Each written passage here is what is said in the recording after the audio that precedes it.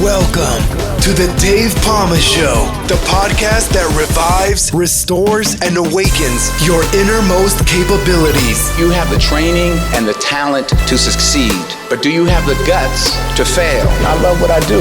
When you love what you do, you want to be the best at it. Today is about the power of you. You will change the world. Find your path to success through the journey of those who have succeeded. And now, your host, Dave Pamah. Hi, welcome back to the Dave Pamah Show. And today on the Dave Pamah Show, we're joined by Kate Lowry, CEO coach, venture capitalist, and author of Unbreakable, How to Thrive Under Fear-Based Leaders. Who's pulling back the curtain on the hidden insecurities, driving domineering bosses, and sharing how we can reclaim our power, resilience, and agency in the face of fear-based leadership. Kate Lowry, welcome to the Dave Pamah Show. Dave, thanks for having me. Oh, glad to have you here. Glad to have you here. We could have some very interesting conversations around the type of leaders, good and bad, but obviously it's probably comes across the kind of toxic ones that I've probably come across as well, really. Yeah, I mean, what could you define fear-based a bit though? Just so that I could get a grasp of. Yeah, definitely. If it's someone I've come across. Oh, you probably have. Yeah. So fear-based leaders are called fear-based because they themselves are motivated by fear. Their subconscious at night whispers to them, "Am I enough? Will anyone ever like me?" And so on. And so because fear is what gets them out of bed in the morning, it's how they choose to motivate others. Typically, you see a lot of top-down, hierarchical behavior, and you get a certain feeling around them that is like, oh man, I feel like I need to walk on eggshells. I can't say or do anything right. When you start to get that feeling, you're probably around one. Yeah, wow. Well, I definitely must have come across one of those, especially in the fire service. I mean, obviously, you get all different kinds of leaders, and then the group of firefighters are in the fire station. Oh, here comes that officer now. Let's obviously hide or whatever. But yeah, that kind of thing. So, Kate, you've taken a very personal journey from growing up in a hierarchical family to navigating the intense worlds of startups, private equity, and big tech that ultimately shapes your understanding of fear-based leaders. So, what were some of the most defining moments along the path that taught you how power and fear really operate in leadership? Yeah, definitely. So both of my parents led the home in a fear-based way. That meant that, when I say jump, you ask how high. Lots of criticism, lots of pressure, lots of punishment, lots of Oh, manipulation. And I was oh. actually groomed to be a fear-based leader myself.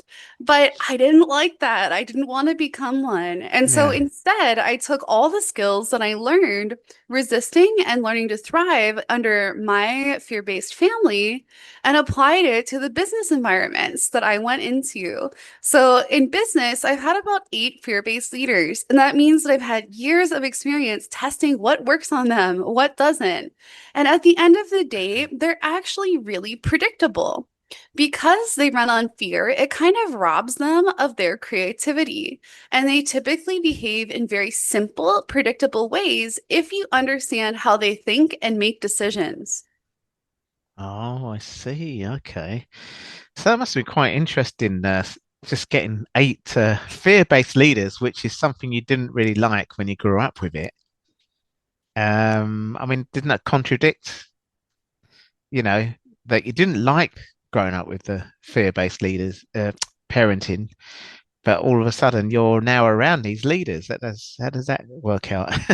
Yeah, it's really interesting. It turns out that people who are drawn to power dynamics in community organizations, in families, are also the types of people who are drawn to power dynamics in business. Because Oh, a lot of people climb the business ladder because they want a lot of power. And when you mm. get people who want power for power's sake, you can't trust them to operate in the best interest of the people below them. Yeah, that does make sense a little bit there. I mean, really, the type of parents when you was growing up, that's kind of more authoritarian, isn't it? Really, what you're trying to say? Jump and you say how high, you know? Yes, that parenting style is called authoritarian parenting. In politics, it's also called authoritarianism. But in the business world, it tends to be more called people who have dark triad traits. Oh, Dark triad means people who have a mix of Machiavellianism, ah, narcissism, and ah, psychopathy.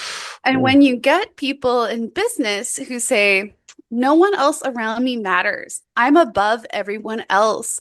The rules don't apply to me. You hmm. start to get fear-based leadership. Right, I see. Like they think they're above the law kind of thing. Yes, definitely. It can Yeah, be very surprising to people to realize that they're around other folks who simply think the rules shouldn't apply to them. And yeah, so yeah. you'll often see these types of leaders breaking rules, doing illegal things, or making end runs around the limits. Well, I suppose one leader that comes straight away is your leader, Donald Trump, isn't it?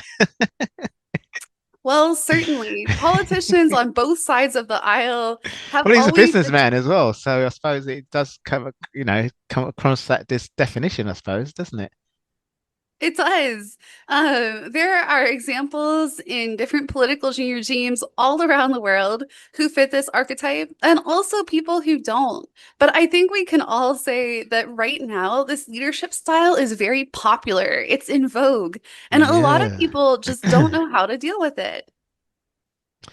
Yeah, that's quite interesting, isn't it, really? That people don't know how to deal with those kind of leaders, really.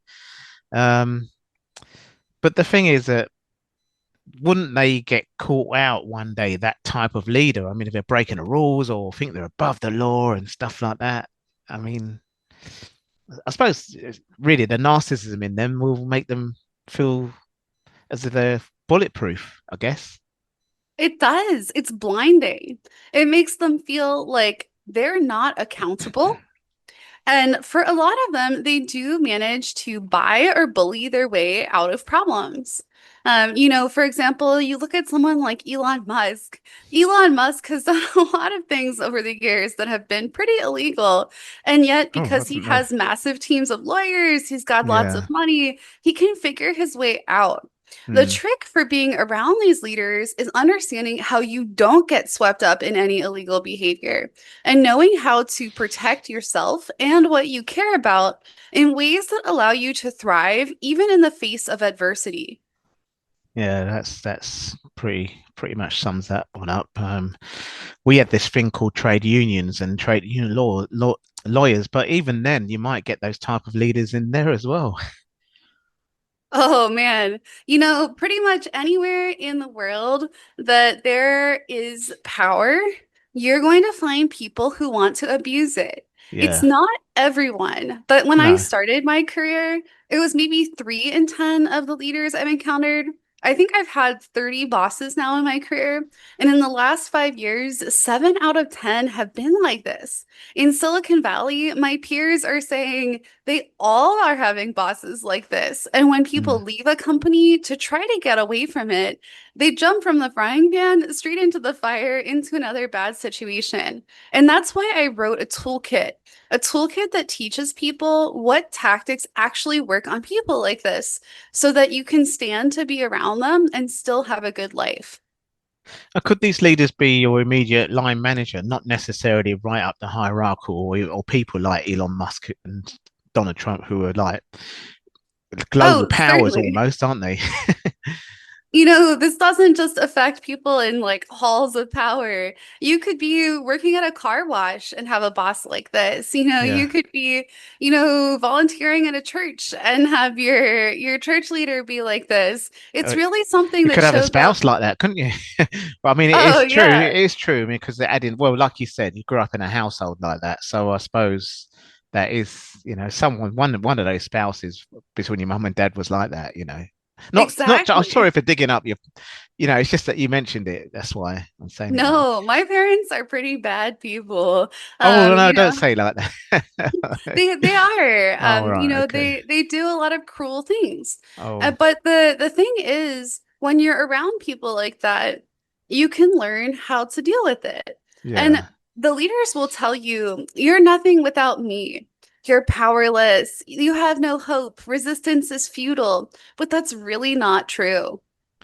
That's the thing, really. When you're growing up in through, because I mean, I do a lot of resilience coaching. That's when the coach you asked me offline just now, what do I do? And so I'm on an app, and I've really got certified as a resilience coach in my retired time, time off. So you either it can either make or break you, and obviously it made you really being around that environment, and you've then done something positive through that, haven't you? Yeah, of course. I believe in post-traumatic growth. When Yes, bad things that's happen, it. you can grow from it. Yeah. And I don't define myself by the worst moments in my life.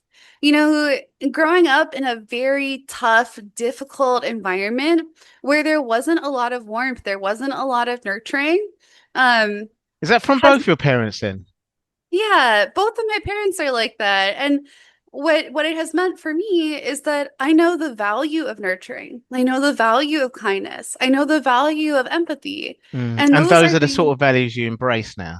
right, because I had a very clear example of what not to do. Yeah. And in business, I have seen leaders who, blackmail other people, who scream at their direct reports, Mm. who have kind of a might makes right type of way of ruling their section of the company, their P&L, and they don't scare me. I'm not afraid of them Mm. because I look at them and I say, hey, I pity you. You don't know Mm. how to be a person. You don't know Mm. how to connect with people. At the end of the day, you're lonely. You don't have Yeah. a lot of friends. Um, and so if you can keep that perspective, it's really helpful. Yeah, that's true. But also you need to, it's not so much not having friends, it's aligning with people. I believe in aligning with successful people or people that you're going to grow with, things like that, rather than toxic people, if you like. Um, Yeah, they're very draining to be around. So if you are yeah. going to be around them, you have to focus on building resilience and Yes, finding ways to protect your energy. So that's whatever right. does bring you In energy, your hobbies, you got to focus on that. Yeah, and in the workplace, of course, you sometimes have to work with these people or your line manager, possibly, and that is a very common thing where your line manager's like that, and oh, that is really bad news, and you've got to really build resilience around that, haven't you? Or develop it anyway, and like yourself, I've had some character building stuff when I was younger, and I mean, this show is for you, to talk about your story, but it helps having what you've gone through and being able to deal with that and now help other people, doesn't it? Oh, definitely. I wouldn't wish my childhood on anyone, but it's meant that when other people are spinning out, seeing this wave of fear-based leadership sweep across society, they might be panicking, they might be freezing, but I'm actually totally fine. And that's when I realized I had to write my book because there's a toolkit that most people haven't had to learn. And because I was able to learn that toolkit, now I can share it with others. Yeah, we'll come on to your book in a minute, actually. But you did mention about hobbies just now as well. You think it's sort of important to have some hobbies as well, just to forget about that, relax, or I mean, I did sports anyway when I was 10, 12 years old because that helped me through just society in general that I was growing up in, and just kind of where I was in my life, and I did quite well at it. Part of it was just the drive to do well in it, and part of it was a little bit of talent. I'll have to admit I did cheat a bit with some natural talent, but however, that was a hobby that I even carried on in my professional life as a firefighter, and I had to keep fit anyway for it. And it did actually, it kept me calm. I started taking on some mindfulness and meditation at the time they called it. Mindfulness wasn't a word thrown around at that time, and all kinds of other health and personal development stuff that came with it, really. Is that the kind of thing you're talking about, or just any hobby? I believe that people need to pay attention to what fills their cup. So, fear-based leaders, you could think of them as cutting a hole in the bottom of your cup. They Yeah. drain. I, And I used to say so, putting poison in your tea, but yeah, yeah, teacup. that's a British way to say it. It's a Um, British way, yeah.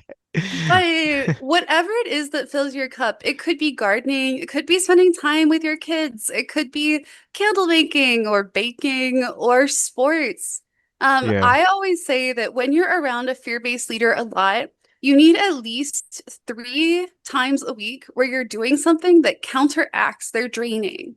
yeah, I also tell people that you have to work on expanding your sources of identity.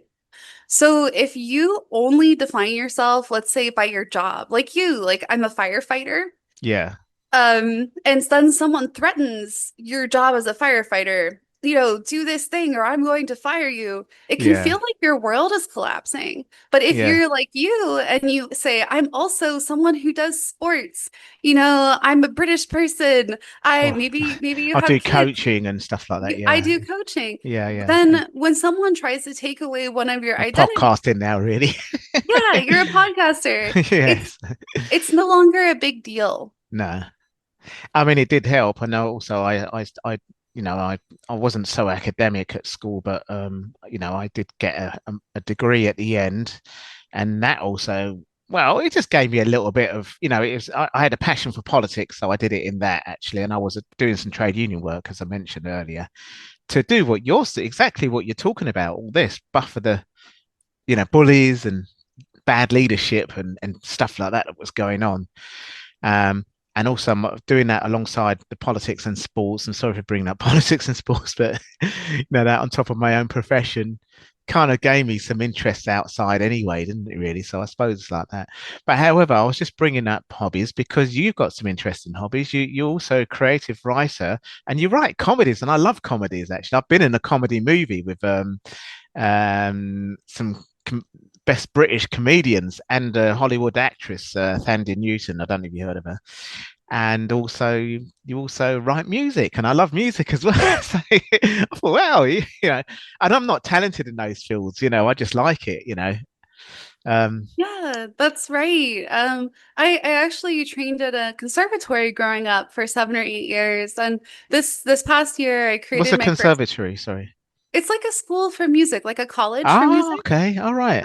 Okay. Yeah, and the very first business I started was in the music industry, and I had really been missing that. And so this past year, I wrote my first music album, which Yeah. was really, really fun. And I also wrote my first 2 comedy specials, which I'm hoping to record later this year. And the first one is about feeling like everything is a little bit surreal. And kind of like my life is a TV show, but it's a drama, and I wish it were a comedy, and I just can't talk to the writer. And so Mm. it's about this kind of absurdist, surrealist thing. My second comedy special is called Laughing in Exile, and it's about the sensation that I have that most of the people around me are sleepwalking, and I'm the only one that's awake. But no matter what I do, I can't wake them up, and I just have to keep watching them tripping and falling down the stairs to sleep. And so, yeah, I love writing kind of absurdist humor that helps people know that these universal feelings that they're having, they're not alone in that. And if you can make people feel seen and feel more human, that's a really cool thing. Yeah, no, definitely. And the laughter and things like that, that's a good way to release stress and things like that. I do like to put on a good comedy sometimes. It just changes your mood completely when you're really under a lot of pressure, doesn't it, really? Humor was a big thing in the fire station anyway. Fire, you call them firehouses, but we sit around a table, when we're gonna have something to eat or just drinking and um just make jokes at each other or about things, it just takes away the stress of what the job really brings sometimes. Of course, it's bad taste if something really bad happens and you're joking around about it. It shouldn't, you just got to, but yeah, I mean, I think that's what you're doing, isn't it, really, with your comedy writing? You bet. You Yeah. know, Firehouses must be such a cool community. It's almost like a family. I bet Mm. there's a lot of funny situations that come up. You see a lot of the extremes in society responding to emergencies. Yeah, that's true. That is right. But when you mentioned the word families, it's true because your life depends on each other. However, you do get a mixture of very different personality types, and there are some personality types that the ones that really sometimes get promoted, and you think, how did they do that? That are like the fear-based leaders, you know. So it's just like that, really. I mean, like you say, you know, if you're in a big family, you've got different types. You've got a black sheep, you've got the, the cocky, funny one. You've got just various, that's how it is with various different characters, really, I suppose. I bet that you do. That must be really hard dealing with all of those personalities. Yeah, it was. Well, as I said, I did my politics and my sports, and I was actually, you know, pretty relaxed and calm, and sometimes a bit quiet. Sometimes when I had to just stand back from it all. But yeah, it's You interesting. know, I was going to say, let's move on to your book, but go on, finish what you was going to ask just now before we do that. I was actually going to say that being quiet can be a really good strategy. Yeah, silence is a good If you're strategy. around Yeah, a bully, being really boring so that they don't want to kick you is yeah, actually a yeah. good idea. That's right. Yeah, no, definitely. So yeah, let's move on to your book before we wrap up. So your book's called Unbreakable: How to Thrive Under the Fear-Based Leaders. Um, Tell us more about that then. And Absolutely. So I noticed a strange thing in February of this year. My coaching clients were really spinning out. They didn't know what to do with this big shift in leadership style in Silicon Valley. When I realized I was totally fine. And that's when I noticed I had a toolkit that they didn't.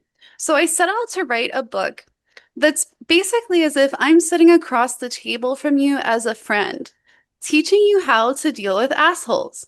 How do you do? Yeah, I how do thought you you? Americans say jerk. Yeah, we say jerks too, but Yeah. at the end of the day, I want people to know that there is hope for them when they're around difficult people. That when you're told you're stuck, you're alone, you have no options, you actually have a lot of options. You just need some training to be able Hmm. to see them and access them. And that's what my book teaches is how to not just survive around people who are really crappy, but how to actually thrive under them. Because a lot of people don't even know that's possible. Yeah. No, that's right. Exactly. Give us some examples from the book that you teach people, just so they want to get up and say, "Yeah, I'll get curious about the book." I'm quite curious as well with some of the. Certainly. So, one of the first things is being very mindful about what information you share Mm, with the fear-based leader. If you tell them anything about what you actually care about, whether that's your child's birthday coming up or an mm, initiative at work you want to sponsor, you can bet that they're going to try to punish you by taking it away from you. So mm. don't tell them what you actually care about. I think I've got a neighbour like that actually. And I've stopped talking to them. You But know, anyway. I have a property manager that I'm dealing with right now who's like that. Oh, yeah, yeah. And so with people like that, you also have to understand that they don't believe in the concept of equality. They Yeah. think you're either being stepped on or you're doing the stepping. And so they will try to put themselves on a pedestal around you. Hmm. But you don't have to agree to that. The thing is, though, they don't actually see the other people around them as human beings. Because they think they're above them, they tend to see people as either sheep, maybe people who buy their products or can be manipulated, or tools, which are people that can do useful things for them until that tool becomes worn out and then they throw it away. So when you're around them, you have to decide, do I want to be overlooked as a sheep? Do I want to provide them something useful and be a tool? And understanding how you present to them gives you a lot of options. You can choose to be underestimated, let them think you're stupid so they don't try to make you do their dirty work. Yeah. You can choose to pretend to be their ally, make them think that you're on their side, supporting all of their bad initiatives, or you can choose something else. But it has to be an intentional choice. Yeah. Well, like you say, silence is one of the ones I use quite a lot as well. It used to make them frustrated at times. Why don't you tell me? Why don't you speak up? But actually, it's best to keep quiet sometimes and not go in that trap of what you're saying, giving them information to give you a rope to hang you with. That's my analogy. Yes, silence is actually a form of leverage. I have won negotiations in the past simply by not replying or responding for a long time. Yeah. It makes the other side nervous. It makes them want to chase you. Yeah. And for a fear-based leader who expects 24/7 constant responses, if you're simply not available, that's actually a way to assert your power in a way that makes them start to spiral. Yeah, no, absolutely, absolutely. So before we go, to tell leaders, tell anyone out there, our listeners and audience, where they can find your book and anything else about you as well. Yes, absolutely. So you can find my book on Amazon or wherever books are sold online. You can also follow me on Instagram at Kate Unbreakable Lowry. My Substack is katelowry.substack.com, where I write twice a week about how to deal with leaders like this. Or you can check out my website, katelowry.com, for more information about other podcasts and radio shows I will be on soon.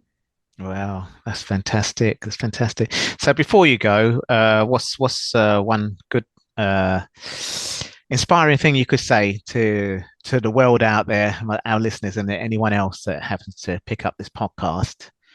Yes. Yeah. For people that feel hopeless and stuck, I want you to know that there is hope and that you can get unstuck. You just need to learn the skills to deal with this new type of environment. And even when you feel the most alone, you are not alone. Tons of people are struggling with exactly the same things. That really, that strikes me as well as something, I mean, because leadership isn't just in the workplace or politics, it's actually in the home as well. Leadership is everywhere. It's not a manager. Leadership is someone who's leading the home, leading whatever in the community or whatever, So some people could be in that place, and that is really a good, positive, powerful message you've sent out just now. So thanks very much. That is, really grateful that you've come on the show today and shared your experience as well as the work you do. Thank you so much. Oh, it's my pleasure. Thank you so much for having me, Dave. That's all for this episode. Thanks for listening, and remember, if you want to support what we do, then share, subscribe, and leave a review over on Apple Podcasts, or head over to my website, davepamah.com, and click on Rate Show.